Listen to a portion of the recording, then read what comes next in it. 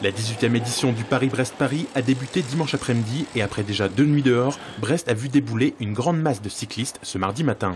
Pointage, douche, repas et repos, la pause est plus que méritée après 600 km de course. Pour les vélos aussi. Il y a des très très beaux vélos, très haut de gamme, comme les coureurs cyclistes. Il y a aussi des très vieux vélos, des VTT, il y a vraiment de tout dans tous les états. Il y a même des gens qui partent avec des vélos déjà usés, donc arrivés ici, ils sont encore plus usés. Donc on est là pour essayer de les faire repartir jusqu'à Paris. Une diversité dans la course qui se retrouve surtout chez les participants. Sur les 6000 coureurs, seuls 2000, comme Dominique, sont de nationalité française. C'est un événement quand même, ce Paris-Brest-Paris. Il y a des gens qui l'ont fait au club et ça donne envie un défi.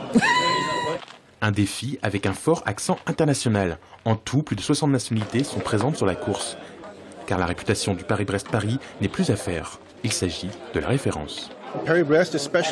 La Paris-Brest est vraiment très spéciale pour les gens qui aiment faire de la route, avec une atmosphère que l'on ne retrouve nulle part ailleurs.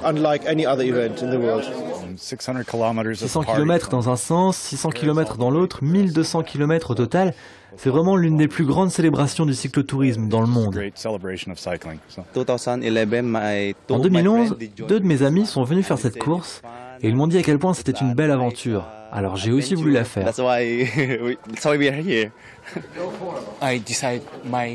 J'ai décidé de me marier et j'ai fait cette course pour lui prouver mon amour.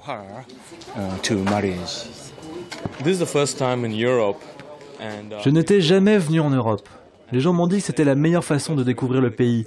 Alors j'ai repoussé mes limites. Quelle meilleure façon de découvrir la France que sur 2 roues?